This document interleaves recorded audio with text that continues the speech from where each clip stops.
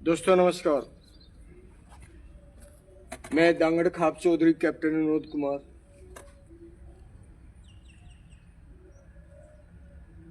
इस समय देश में जो पुलवामा हमले पर बातचीत होती है, बहुत कुछ ऐसा घटित हो जाता है जो नहीं होना चाहिए। जो दुश्मन देश चाहता है कि देश के अंदर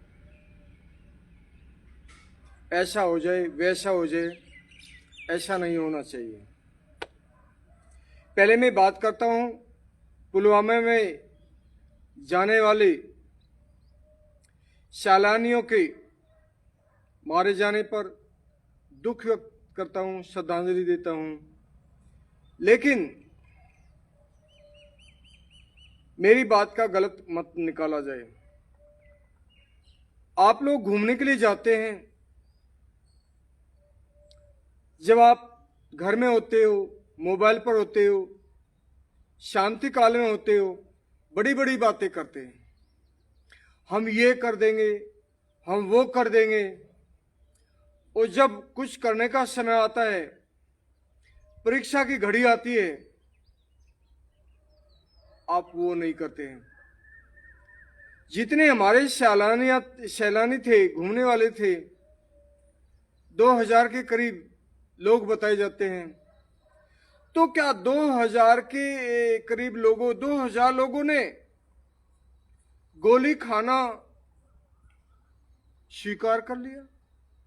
भले ही वे निहत्थे थे, भले ही सुरक्षा बल वहां पर नहीं थे,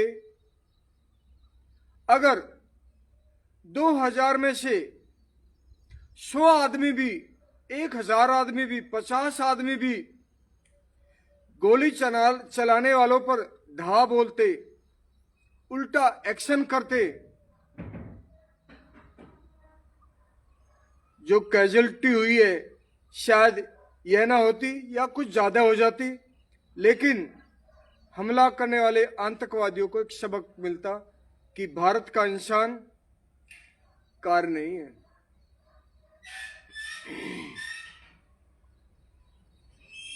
एक आदमी अपने परिवार के एक आदमी को गोली मारा, आतंकवादी। वो महिलाएं हाथ जोड़ रही हैं, बातें करें, धर्म पूछ रहे थे, हिंदू कह रहे थे। आप क्या कर रही थी? आप में से कुछ बुजुर्ग हो सकती हैं, लेकिन कुछ महिला तो ऐसी हो सकती हैं, उसके गले में साड़ी डाल करके, शॉल डाल करके फांसी से खींच देती, भले ही आपको गोली लग जाती। कोई तो हमारे लोगों के बीच में ऐसा निर्भीक निडर होना चाहिए था कि मुकाबला करते। सालों की टांगों के बीच में लात मारते उसके आतंकवादी के। गोली खाई, मर गए, ये हो गया, वो हो गया। आपने मुकाबला क्यों नहीं किया? आप भले ही नियत्ते थे। जब सामने वाला मार ही रहा है, पता है कि ये तो मारेगा, आपकी जान लेगा, तो आप उसकी जान लेने के लिए आपका माइंड क्यों नहीं एक्टिव हुआ?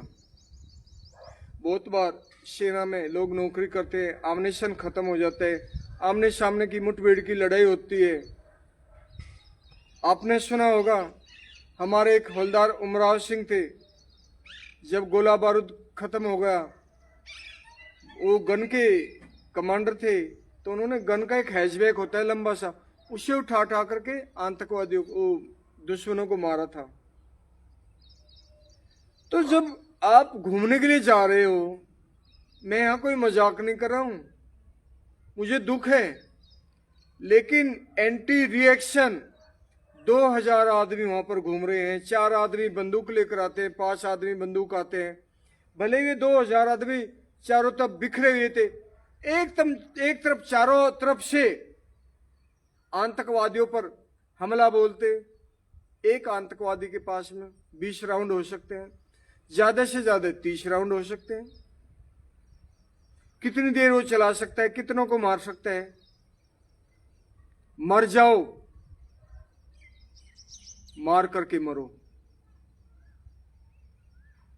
और हमारे यहाँ के लोग, कुछ लोग देश के गरीब लोगों को मार रहे हैं, आतंकवादियों को नहीं मारते हैं। यहां पर बड़े बड़े भाषण दे रहे हैं, पाकिस्तान का पानी रोक दो।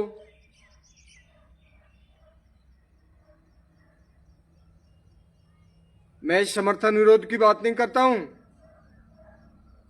पाकिस्तान को कमजोर करना है तो उसकी जनता का दिल जीतना है। पाकिस्तान की जनता का पानी रोकने के बजाय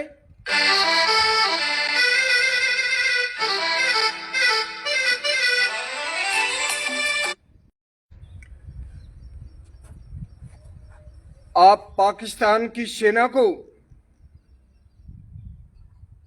कमजोर करने के लिए पाकिस्तान के लोगों को अपनी तरफ झुकाइए,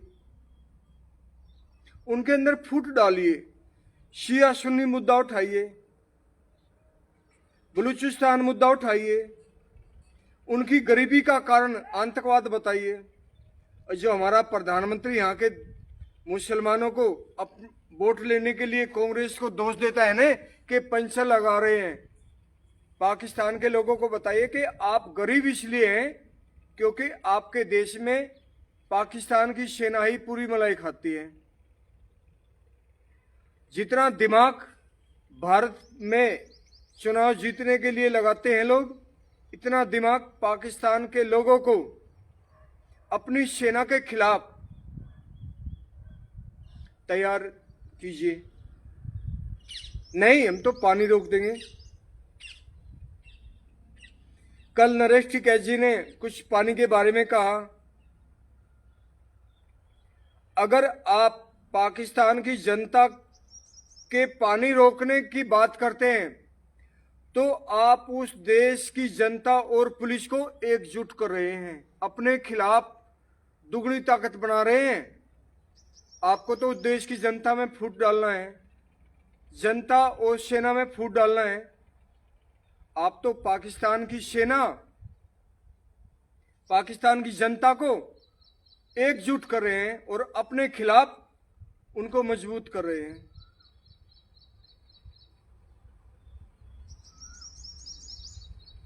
मैं उन शब्दों का, उन टेक्निकल का यहां पे नहीं कहना चाहता हूं जो लोग सेना के एक्शन के दौरान दुश्मन देश को कमजोर करने के लिए करते हैं। थोड़ा सा इराक देश के बारे में आपको बताता हूं। वहां की सेना का मनोबल तोड़ने के लिए अमेरिका ने वहां की सप्लाई, यानी कि सेना को जाने वाला पानी, खाने का सामान, लड़ने का गोला बारूद अर्थात सप्लाई को तहस नहस किया था। अगर इस सप्लाई को एक पानी के रूप में कह रहे हैं तो बहुत अच्छी बात है। आज पंजाब में जो शांति है, जो पाकिस्तान ने फैलाई थी और आतंकवादियों को मदद करते थे, यहां पर खालिस्तान की मांग उठती थी। हमने पंजाब में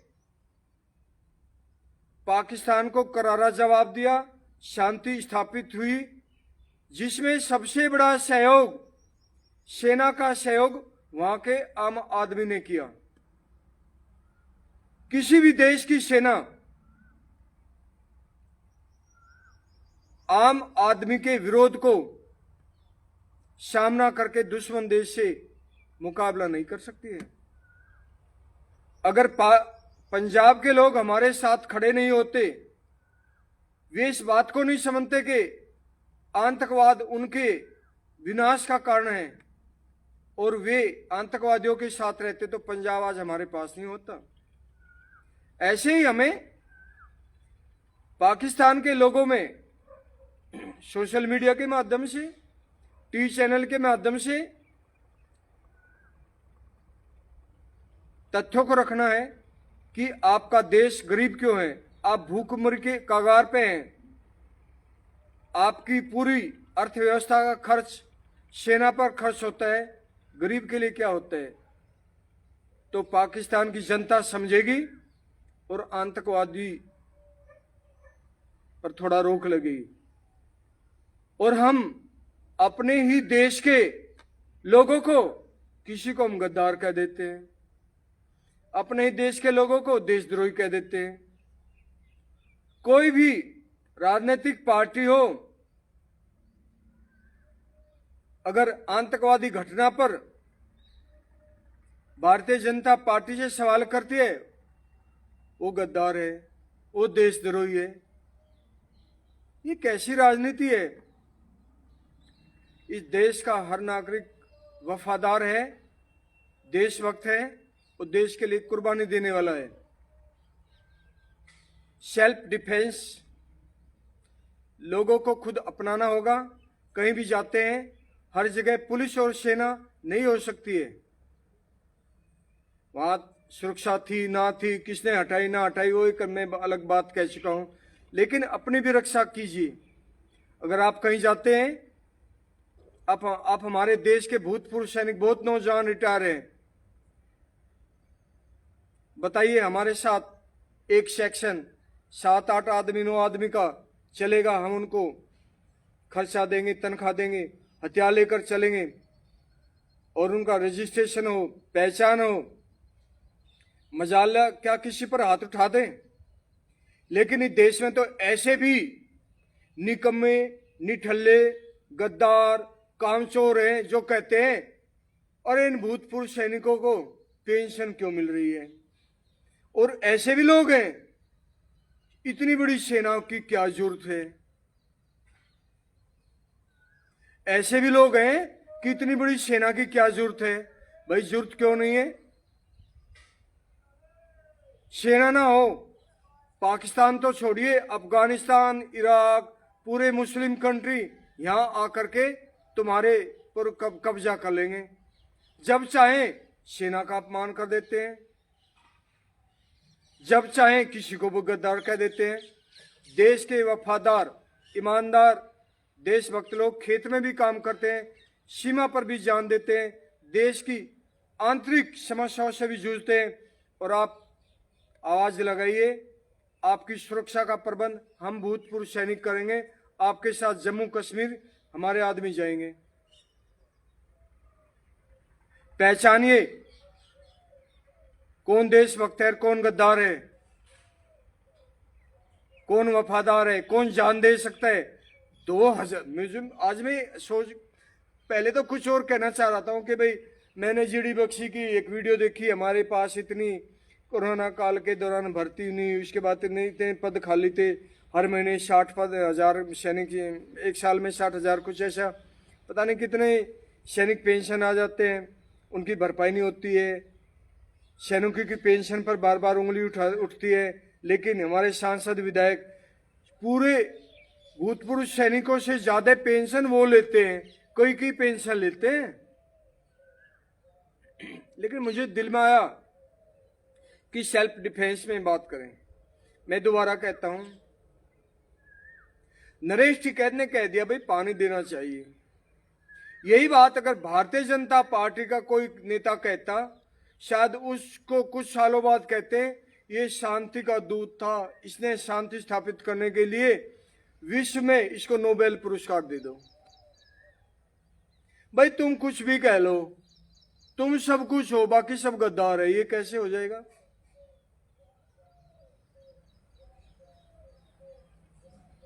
ये कैसे हो जाएगा कि देश में खेत में काम करने वाला किसान गद्दार, सैनिक अपनी पेंशन की बात करेगा वो गद्दार, नौजवान रोजगार की बात करेगा वो गद्दार, किसी आतंकवादी गद्दार के कारण देश के नागरिक मारे जाएंगे, कोई मौजूदा सरकार पर भी सवाल करता है वो भी गद्दार।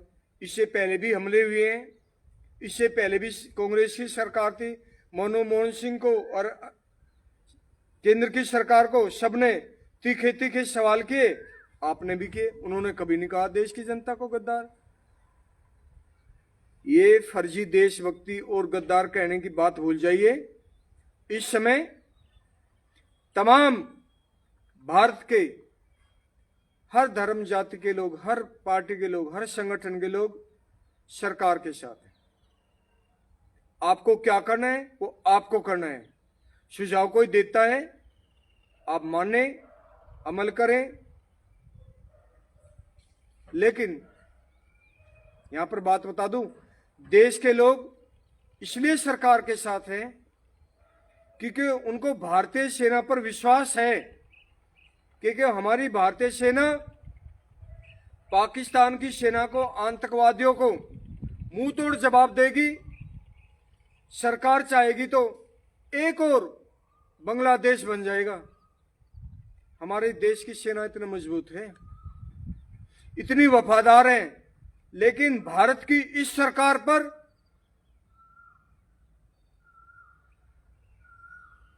क्या, किन शब्दों का इस्तेमाल करूं, बहुत ही घटिया बात करते हैं, किसी को भी गद्दार कह देते हैं।